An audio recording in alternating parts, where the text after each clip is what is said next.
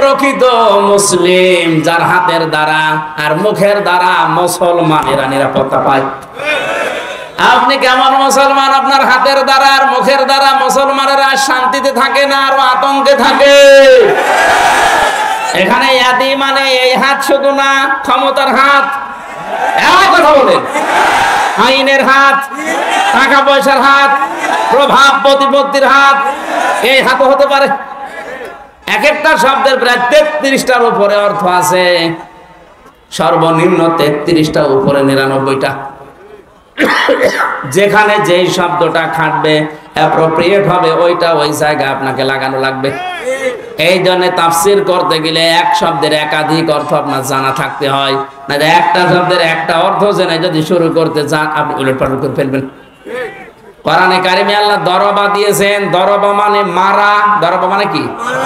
আমাদের সে মিজান মুন সাহেবে পড়িয়েছে দরবা মানে আঘাত করা, দরবা মানে মারা।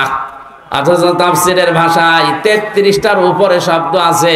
দরবা মানে দৃষ্টান্ত দেওয়া, দরবা মানে সফর করা। আমার সবগুলো এখন মনে নেই, আমার যতটুকু আয়ত্ত আছে আমি মিলাতে পারি কোরআন পড়তে গেলে, যে এই জায়গায় দৃষ্টান্ত হবে, এই জায়গায় সফর করা হবে, এই জায়গায় মারা হবে। আমি যদি ওই মারাটাই জেনে রাখতাম অর্থ করতে পারতাম। আল্লাহ পাক এখানে মুসলিমুনা শব্দ নাস না দিয়ে নবীজি কেন দিয়েছেন? এদন শব্দ দিয়ে শুধু এই হাত আমরা বুঝি ক্ষমতার হাতের দ্বারা, আইনের হাতের দ্বারা। যারা মুসলমানদেরকে শান্তিতে থাকতে দেয় না, এরা মুসলমান না। প্রভাব প্রতিপত্তি আছে এলাকায়, টাকা পয়সার মালিক, এই কারণে তাদের এই টাকা পয়সার যে হাত আছে, প্রভাব প্রতিপত্তির হাত আছে, এই হাতের দ্বারাও অনেক মুসলমান আজ শান্তিতে নেই।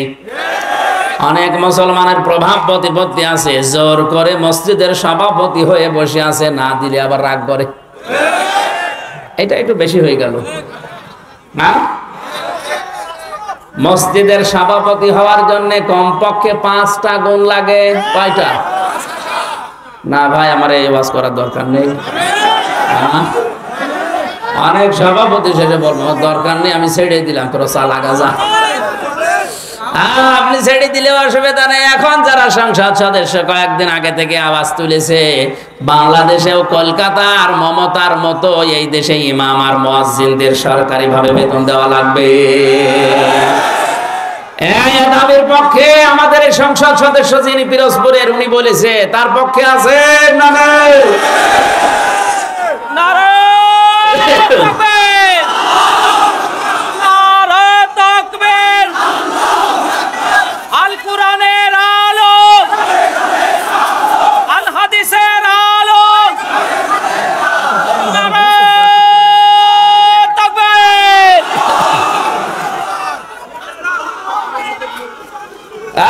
পৌরসভার মেয়র যিনি আছেন, ড্রেন পরিষ্কার করে, টয়লেট পরিষ্কার করে, তার যদি বেতন দেওয়া যায় 3 লক্ষ 3.5 লক্ষ, মসজিদের ইমামের বেতন আর মুয়াজ্জিনের বেতন দিতে গেলে আমাদের প্রধানমন্ত্রী পারবে না।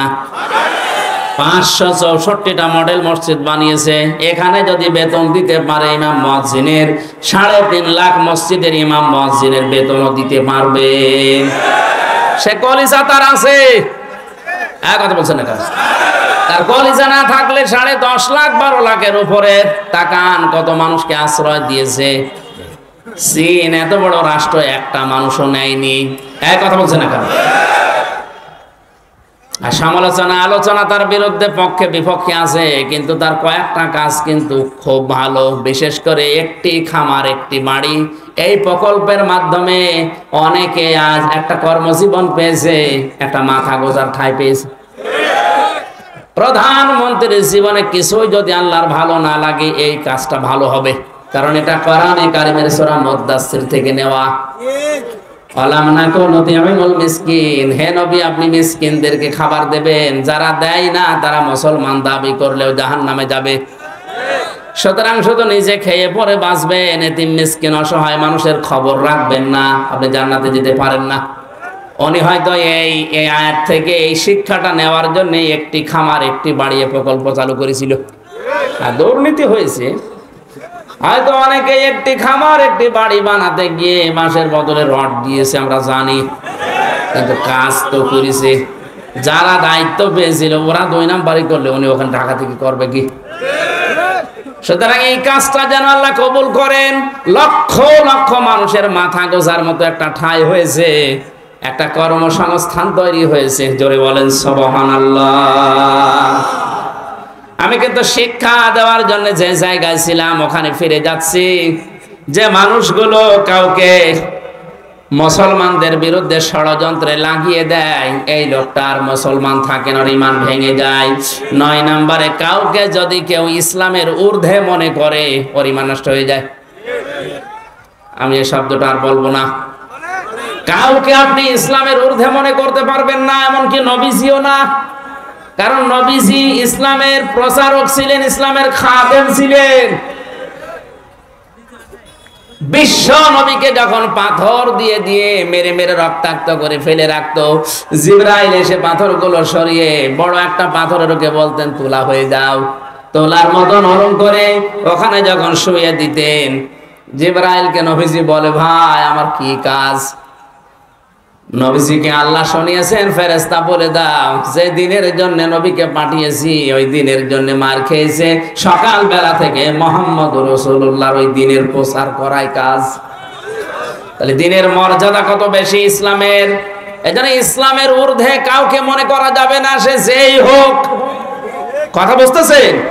আমার কাছে আগে ইসলাম, আমি মুসলিম হিসাবে, এরপরে অন্য কিছু।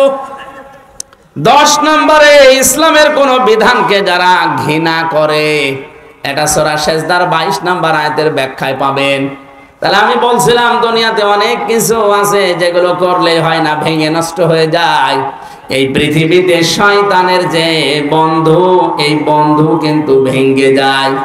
শয়তানের সাথে যারা বন্ধুত্ব করে, এই বন্ধুত্ব ভেঙে ফেলার বুদ্ধি আছে না নেই? আমরা যারা শয়তানের সাথে বন্ধুত্ব করলাম, এই যে অপচয় করে, অশ্লীলতা ছড়ায়, যৌনতা ছড়ায়, নবীদের, তার মানে নবীর ওয়ারিসদের মুখের উপরে জোরে কথা বলে, আল্লাহর পথে চলতে বাধা দেয়, এগুলো সব শয়তানের কাজ। কার কাজ? আল্লাহ আমাদেরকে হেফাজত করুন, বলেন আমিন। সূরা জুমার মাত্র 2টা আয়াত পড়েছিলাম। এমন গুরুত্বপূর্ণ বিষয় আল্লাহ আয়াতের ভেতরে দিয়েছেন, একটু খেয়াল করে তাফসীর আকারে শোনেন। ইয়া আইয়ুহাল্লাযীনা আমানু ইযা নুদিয়া লিস-সালাহ। আল্লাহ পাক বলেন ঈমানদারেরা যেদিন আযান দেওয়া হয়, ইলা ইয়াউমিল জুমআহ, ইযা নুদিয়া লিস-সালাতি মিন ইয়াউমিল জুমআহ, জুমার দিন যখন আযান দেওয়া হয়, ডাকা হয়, আহ্বান করা হয়, ঘোষণা দেওয়া হয়, ফাসআউ ইলা যিকিরিল্লাহ, তোমরা আল্লাহর জিকিরের দিকে, নামাজের দিকে দৌড়াও। কে বলছেন? আরো জোরে বলেন। অসারুল বাই, দুনিয়ার সব বেচা কিনা কাজ কারবার বন্ধ করে দাও। যালিকুম খায়রুল লাকুম ইন কুনতুম তা'লামুন, এইটাই ভালো কাজ, এইটা যদি তোমরা বুঝে থাকো। এবার আসেন তো আয়াতের বাস্তব ব্যাখ্যা কি। আল্লাহ পাক শব্দটা দিয়েছেন ইযা নুদিয়া লিস-সালাতি মিন ইয়াউমিল জুমআতি ফাসআউ ইলা যিকিরিল্লাহ, যখন আযান হয়ে যাবে সব কাজ কাম বন্ধ করে দিয়ে দৌড়াও নামাজের দিকে। কিসের দিকে? আরো জোরে বলেন। আর আমরা হাদিস শুনেছি এতদিন যে নবীজি জানিয়েছেন কেউ যেন নামাজের জন্য দৌড়িয়ে মসজিদে যাবা না। শুনেননি? শুনেছি মানে কি? এটাই সঠিক হাদিস। মুসলিম শরীফের হাদিস হচ্ছে কেউ যেন মসজিদে দৌড়িয়ে যাবা না নামাজ পড়ার জন্য। ফজরের নামাজে নবীজি নামাজ আদায় করছেন, নামাজের ভেতরে ধপ ধপ করে কিছু আওয়াজ শুনলেন, নামাজ শেষ হয়ে গেল, ঘরে বসলেন, ডাক দিয়ে বললেন সাহাবীরা নামাজের ভেতরে আমার কানে আওয়াজ এসেছে, ধপ ধপ করে আওয়াজ হচ্ছিল, কিসের? সাহাবীরা বলে হুজুর আমরা ফজরে টের পেয়েছি দেরিতে, জলদি করে ওযু করে মসজিদে আমরা অনেকেই দৌড়িয়ে এসে জামাত ধরেছি। ওই দিন নবীজি হাদিসটি বলেছিলেন যে তোমরা কেউ দৌড়িয়ে জামাত ধরবা না, যতটুকু পারা যায় ধীরে স্থির ভাবে নামাজ পাও, বাকি যেটা পাবে না কাজা করে নেবে। কথা বুঝতেছেন? তাহলে আয়াতের সাথে নবীর কথার কোনো মিল নেই। হ্যাঁ ওই আছে কই? আল্লাহ বললেন দৌড়াও, নবীজি বললেন দৌড়ানোর দরকার নেই। আল্লাহ দৌড়াতে বলেছেন এই কারণে আপনার জানো নামাজ গুরুত্ব দিয়ে, যখন দুনিয়াতে নামাজের সিস্টেম চালু হয়ে যাবে, আজান হয়ে যাবে, সব কাজ কাম আপনার জন্য এখন বন্ধ। আল্লাহ এইটা বোঝাতে চেয়েছেন যে কাজ কামে লিপ্ত